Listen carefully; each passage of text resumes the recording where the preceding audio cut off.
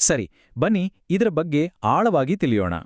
ಬೌದ್ಧ ಬೋಧನೆಗಳ ಪ್ರಕಾರ ನಮ್ಮ ಹುಟ್ಟಿದ ದಿನಾಂಕಕ್ಕೂ ಮತ್ತು ನಮ್ಮ ಜೀವನದ ಆಳವಾದ ಆಧ್ಯಾತ್ಮಿಕ ಪಾಠಗಳಿಗೂ ಎಂತಹ ಅದ್ಭುತವಾದ ಸಂಬಂಧವಿದೆ ಅನ್ನೋದನ್ನ ಈ ವಿಶ್ಲೇಷಣೆಯಲ್ಲಿ ನೋಡೋಣ. ಖಂಡಿತ ಇದು ಕೇವಲ ಕೆಲವು ಅಂಕಿಗಳ ಬಗ್ಗೆ ಅಲ್ಲವೇ ಅಲ್ಲ. ಇದು ನಮ್ಮ ಜೀವನದ ಅಸಲಿಗುಟ್ಟನ್ನು ಬಿಡಿಸೋ ಒಂದು ಮ್ಯಾಜಿಕ್ ಕೀಲಿಕೆಯಂತಾನೇ ಹೇಳಬಹುದು. ಹಾಗಾದ್ರೆ ಒಂದು ಹುಟ್ಟಿದ ದಿನಾಂಕದ ಹಿಂದೆ ಎಂಥ ರಹಸ್ಯ ಅಡಗಿರ್ಬೋದು? ಒಬ್ಬ ವ್ಯಕ್ತಿಯ ಜೀವನದ ದಾರಿಯನ್ನ ಯಾವ ಗುಪ್ತ ಮಾದರಿಗಳು ಅಥವಾ ಕರ್ಮದ ಚಕ್ರಗಳು ನಿರ್ದೇಶಿಸ್ತಾ ಇರ್ಬೋದು ಅನ್ನೋ ಕುತೂಹಲ ಮೂಡೋದು ಸಹಜ ಅಲ್ವಾ? ನಿಜಕ್ಕೂ ನಾವು ಹಿಂದಿನಿಂದ ಹೊತ್ತು ತಂದಿರುವ ಅಗೋಚರ ಶಕ್ತಿಗಳ ಬಗ್ಗೆ ಇದು ಬಹಳ ಸ್ಪಷ್ಟವಾಗಿ ಮಾತಾಡುತ್ತೆ. ಈ ವಿಶ್ಲೇಷಣೆಯಲ್ಲಿ ನಾವು ಸಾಗುವ ಹಾದಿ ಹೀಗಿದೆ. ಮೊದಲಿಗೆ ಕರ್ಮದ ನಿಜವಾದ ಅರ್ಥ ಏನು ಅಂತ ತಿಳಿಯೋಣ. ಆಮೇಲೆ ಕರ್ಮ ಸಂಖ್ಯೆಯನ್ನ ಲೆಕ್ಕಾಚಾರ ಮಾಡೋದು ಹೇಗೆ, ನಂತರ 9 ಕರ್ಮ ಮಾರ್ಗಗಳು, 4ನೇದಾಗಿ ನಕಾರಾತ್ಮಕ ಕರ್ಮಶಕ್ತಿಯನ್ನು ಹೇಗೆ ಬದಲಾಯಿಸೋದು, ಮತ್ತು ಕೊನೆಯದಾಗಿ ಬೆಂಬಲ ಮತ್ತು ಹಂಚಿಕೆ. ಪ್ರಾಚೀನ ತತ್ವಶಾಸ್ತ್ರದಿಂದ ಶುರುವಾಗಿ ಪ್ರಾಯೋಗಿಕ ಗಣಿತದ ಮೂಲಕ ಅಂತಿಮ ಆಧ್ಯಾತ್ಮಿಕ ಪರಿಹಾರದವರೆಗಿನ ಈ ಪಯಣ ತುಂಬಾನೇ ಇಂಟ್ರೆಸ್ಟಿಂಗ್ ಆಗಿರಲಿದೆ. ಬನ್ನಿ ನಮ್ಮ ಮೊದಲ ವಿಭಾಗಕ್ಕೆ ಹೋಗೋಣ. ಅದೇ ಕರ್ಮದ ನಿಜವಾದ ಅರ್ಥ. ಬೌದ್ಧ ದೃಷ್ಟಿಕೋನದಲ್ಲಿ ನಮ್ಮ ಹಣೆಬರಹದ ಅಡಿಪಾಯ ಹೇಗೆ ರೂಪುಗೊಳ್ಳುತ್ತೆ ಅನ್ನೋದನ್ನ ಇದು ಪರಿಚಯಿಸುತ್ತೆ. ಈಗ ಇಲ್ಲಿ ನಿಜವಾಗಿಯೂ ಆಸಕ್ತಿದಾಯಕವಾದ ವಿಷಯ ಏನಪ್ಪಾ ಅಂದ್ರೆ, ನಾವೆಲ್ಲ ಅಂದ್ಕೊಂಡ ಹಾಗೆ ಕರ್ಮ ಅನ್ನೋದು ಕೇವಲ ಒಂದು ಶಿಕ್ಷೆ ಅಲ್ಲ, ಬದಲಾಗಿ ಅದು ನಮ್ಮ ಶಕ್ತಿ, ಉದ್ದೇಶಗಳು ಮತ್ತು ಆಲೋಚನೆಗಳ ಒಂದು ಕ್ರೋಢೀಕರಣ. ಅಂದ್ರೆ ನಮ್ಮ ಆತ್ಮ ತನ್ನನ್ನು ತಾನು ಶುದ್ಧೀಕರಿಸ್ಕೊಳ್ಳೋಕೆ ಮತ್ತು ಇನ್ನಷ್ಟು ಬೆಳೆಯೋಕೆ ಸಿಕ್ಕಿರೋ ಒಂದು ಮುಕ್ತ ಆಹ್ವಾನ ಇದು. ಮೂಲಗಳ ಪ್ರಕಾರ ಕರ್ಮ ಅನ್ನೋದು ಹಿಂದಿನ ಜನ್ಮದ ಶಿಕ್ಷೆ ಖಂಡಿತ ಅಲ್ಲ, ಅದೊಂದು ಅದ್ಭುತ ಅವಕಾಶ.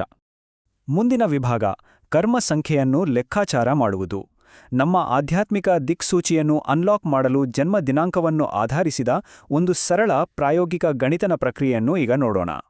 ಈ ಲೆಕ್ಕಾಚಾರ ನಮ್ಮ ಬಗ್ಗೆ ನಾವೇ ತಿಳ್ಕೊಳ್ಳೋಕಿರೋ ಒಂದು ಸೂಪರ್ ಟೂಲ್. ಇಲ್ಲಿರೋದು ಕೇವಲ 4 ಸಿಂಪಲ್ ಸ್ಟೆಪ್ಸ್. ಮೊದಲಿಗೆ ಹುಟ್ಟಿದ ದಿನಾಂಕದ ಅಂಕಿಗಳನ್ನು ಕೂಡಿಸಿ ಒಂದೇ ಅಂಕಿಗೆ ಇಳಿಸಬೇಕು. ಎರಡನೇದಾಗಿ ಹುಟ್ಟಿದ ತಿಂಗಳ ಅಂಕಿಗಳನ್ನು ಇಳಿಸಬೇಕು. ಮೂರನೇದಾಗಿ ಹುಟ್ಟಿದ ವರ್ಷದ ಅಂಕಿಗಳನ್ನು ಕೂಡಿಸಿ ಒಂದೇ ಅಂಕಿಗೆ ತರಬೇಕು. ಮತ್ತು ಕೊನೆಯದಾಗಿ ಈ 3 ಫಲಿತಾಂಶಗಳನ್ನು ಒಟ್ಟುಗೂಡಿಸಿ ಮತ್ತೊಮ್ಮೆ ಒಂದೇ ಅಂಕಿಗೆ ಇಳಿಸಬೇಕು. ಅಷ್ಟೇ.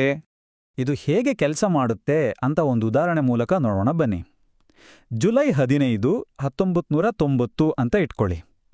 ದಿನ 15 ಅಂದ್ರೆ 1 ಮತ್ತು 5 ಸೇರಿಸಿದರೆ 6 ಆಯ್ತು. ತಿಂಗಳು ಜುಲೈ ಅಂದ್ರೆ 7ನೇ ತಿಂಗಳು. ಇನ್ನು ವರ್ಷ 1990. 1, 9, 9 ಮತ್ತು 0 ಸೇರಿಸಿದರೆ 19 ಬರುತ್ತೆ. ಈ 19ನ್ನು ಮತ್ತೆ 1 ಮತ್ತು 9 ಅಂತ ಕೂಡಿಸಿದಾಗ 10 ಬರುತ್ತೆ. 10ನ್ನು ಮತ್ತೆ 1 ಮತ್ತು 0 ಅಂತ ಕೂಡಿಸಿದಾಗ ಕೊನೆಗೆ 1 ಉಳಿಯುತ್ತೆ. ಈಗ ಇವೆಲ್ಲವನ್ನೂ ಒಟ್ಟುಗೂಡಿಸೋಣ. 6, 7 ಮತ್ತು 1 ಸೇರಿಸಿದರೆ 14. 14ನ್ನು 1 ಮತ್ತು 4 ಅಂತ ಕೂಡಿಸಿದ್ರೆ ಅಂತಿಮ ಕರ್ಮ ಸಂಖ್ಯೆ 5 ಸಿಗುತ್ತೆ. ನೋಡಿದ್ರಲ್ಲ, 2 ಅಂಕಿಯ ಸಂಖ್ಯೆ ಬಂದ್ರೆ ಅದು ಒಂದೇ ಅಂಕಿಗೆ ಬರೋವರೆಗೂ ಕೂಡಿಸ್ತಾ ಹೋಗುವುದೇ ಇಲ್ಲಿನ ಪ್ರಮುಖ ಟ್ರಿಕ್. ಈಗ 3ನೇ ವಿಭಾಗಕ್ಕೆ ಬರೋಣ. 9 ಕರ್ಮ ಮಾರ್ಗಗಳು. 1ರಿಂದ 9ರವರೆಗಿನ ಸಂಖ್ಯೆಗಳ ಜೊತೆ ತಳುಕು ಹಾಕಿಕೊಂಡಿರುವ ವಿಶಿಷ್ಟ ಸವಾಲುಗಳು ಮತ್ತು ಉಡುಗೊರೆಗಳೇನು ಅಂತ ಈಗ ಬಿಡಿಸಿ ನೋಡೋಣ. ಮೊದಲ 3 ಮಾರ್ಗಗಳನ್ನೊಮ್ಮೆ ಗಮನಿಸಿ. ನಂಬರ್ 1 ನಾಯಕತ್ವವನ್ನು ಪ್ರತಿನಿಧಿಸುತ್ತೆ. ಇಲ್ಲಿ ಸ್ವಾರ್ಥ ಮತ್ತು ಅಹಂಕಾರವನ್ನು ಜಯಿಸೋದೇ ಅತಿದೊಡ್ಡ ಪಾಠ. ಇನ್ನು ಮಾರ್ಗ 2 ಸಾಮರಸ್ಯವನ್ನು ಸೂಚಿಸುತ್ತೆ. ಬೇರೆಯವರು ಏನೊಂದುಕೊಳ್ಳುತ್ತಾರೋ ಅನ್ನೋದರ ಬಗ್ಗೆ ತಲೆ ಕೆಡಿಸಿಕೊಳ್ಳದೆ ನಮ್ಮದೇ ಆದ ಸ್ವಂತ ಮೌಲ್ಯವನ್ನು ಇಲ್ಲಿ ಕಂಡುಕೊಳ್ಳಬೇಕು. 3ನೇ ಮಾರ್ಗ ಸೃಜನಾತ್ಮಕ ಅಭಿವ್ಯಕ್ತಿ. ಇಲ್ಲಿ ನಮ್ಮ ಕ್ರಿಯೇಟಿವಿಟಿಯ ಸಂತೋಷದ ಜೊತೆಗೆ ಸ್ವಂತ ಕಟ್ಟುನಿಟ್ಟಾದ ಶಿಸ್ತನ್ನು ಬೆಳೆಸಿಕೊಳ್ಳೋದು ತುಂಬಾನೇ ಅಗತ್ಯ. ಮುಂದಿನ ಮಾರ್ಗಗಳತ್ತ ಕಣ್ಣಾಡಿಸಿದರೆ ಮಾರ್ಗ 4 ಸ್ಥಿರತೆಯ ಬಗ್ಗೆ ಮಾತನಾಡುತ್ತೆ. ಸನ್ನಿವೇಶಕ್ಕೆ ತಕ್ಕ ಹಾಗೆ ಹೊಂದಿಕೊಳ್ಳುವುದನ್ನು ಕಲಿಯೋದು ಇವರ ಪಾಠ. ಇನ್ನು 5ನೇ ಮಾರ್ಗ ಸ್ವಾತಂತ್ರ್ಯವನ್ನು ಹುಡುಕುತ್ತೆ. ಆದರೆ ತಮ್ಮಲ್ಲಿನ ವಿಪರೀತ ಚಂಚಲತೆಯನ್ನು ಕಂಟ್ರೋಲ್ ಮಾಡಿ ಜವಾಬ್ದಾರಿಯನ್ನು ಅಳವಡಿಸಿಕೊಳ್ಳುವುದು ಇಲ್ಲಿನ ಚಾಲೆಂಜ್. ಇನ್ನು ನಂಬರ್ 6 ಇತರರ ಸೇವೆಗೆ ಮೀಸಲು. ಬೇರೆಯವರ ಆರೈಕೆ ಮಾಡುವಾಗ ನಮ್ಮ ಮೇಲಿನ ಪ್ರೀತಿ ಮತ್ತು ಕಾಳಜಿಯನ್ನು ಮರೆತುಬಿಡಬಾರದು. ಆ ಬ್ಯಾಲೆನ್ಸ್ ಕಾಯ್ದುಕೊಳ್ಳೋದು ಬಹಳ ಮುಖ್ಯ. ಕೊನೆಯ 3 ಮಾರ್ಗಗಳು ಹೀಗಿವೆ. 7ನೇ ಸಂಖ್ಯೆ ಆಧ್ಯಾತ್ಮಿಕ ಬುದ್ಧಿವಂತಿಕೆಯನ್ನು ಪ್ರತಿನಿಧಿಸುತ್ತೆ. ಆದರೂ ವಾಸ್ತವ ಜಗತ್ತಿನ ಸಂಪರ್ಕವನ್ನ ಕಳೆದುಕೊಳ್ಬಾರ್ದು ಅನ್ನೋದೇ ಇವರ ಪಾಠ. ಎಂಟನೇ ಮಾರ್ಗ ಭೌತಿಕ ಯಶಸ್ಸು ಮತ್ತು ಮಹತ್ವಾಕಾಂಕ್ಷೆಯನ್ನು ಸೂಚಿಸುತ್ತೆ. ಇಲ್ಲಿ ಪ್ರಾಮಾಣಿಕತೆ ಉಳಿಸ್ಕೊಳ್ಳೋದು ಬಹುದೊಡ್ಡ ಸವಾಲು. ಕೊನೆಯದಾಗಿ ಮಾರ್ಗ 9 ಮಾನವೀಯ ಸಹಾನುಭೂತಿಯನ್ನು ಹೊಂದಿದೆ.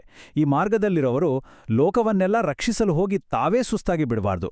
ಹಾಗಾಗಿ ಅವರಿಗೊಂದು ಲಿಮಿಟ್ ಅಥವಾ ಬೌಂಡ್ರಿ ಹಾಕಿಕೊಳ್ಳೋದು ಬಹಳ ಅವಶ್ಯಕ. 4ನೇ ವಿಭಾಗ ನಕಾರಾತ್ಮಕ ಕರ್ಮಶಕ್ತಿಯನ್ನು ಪರಿವರ್ತಿಸುವುದು.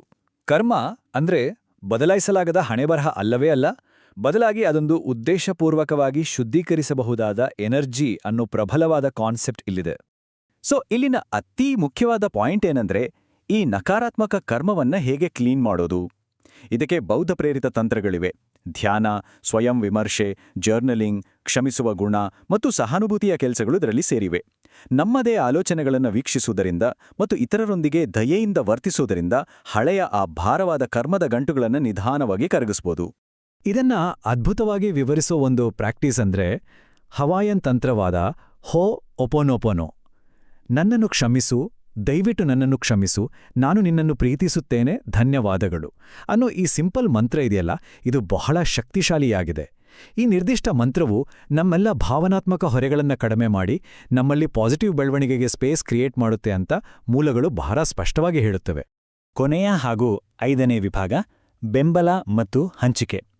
ಈ ಕರ್ಮದ ಚಕ್ರಗಳನ್ನು ಅರ್ಥ ಮಾಡಿಕೊಳ್ಳುವುದು ನಮ್ಮ ದೈನಂದಿನ ಜೀವನದ ವಾಸ್ತವವನ್ನ ಹೇಗೆಲ್ಲ ಬದಲಾಯಿಸಬಹುದು ಅನ್ನೋದು ನಿಜಕ್ಕೂ ಆಲೋಚಿಸಬೇಕಾದ ವಿಷಯ. ಈ ಒಂದು ಅದ್ಭುತವಾದ ಹೊಸ ದೃಷ್ಟಿಕೋನವನ್ನು ನಮ್ಮದಾಗಿಸಿಕೊಳ್ಳಲು ಪರದೆಯ ಮೇಲಿರುವ ಸೂಚನೆಗಳನ್ನು ಪಾಲಿಸಬಹುದು. ಲೈಕ್, ಸಬ್ಸ್ಕ್ರೈಬ್ ಮತ್ತು ಶೇರ್ ಮಾಡಲು ಮರೆಯದಿರಿ.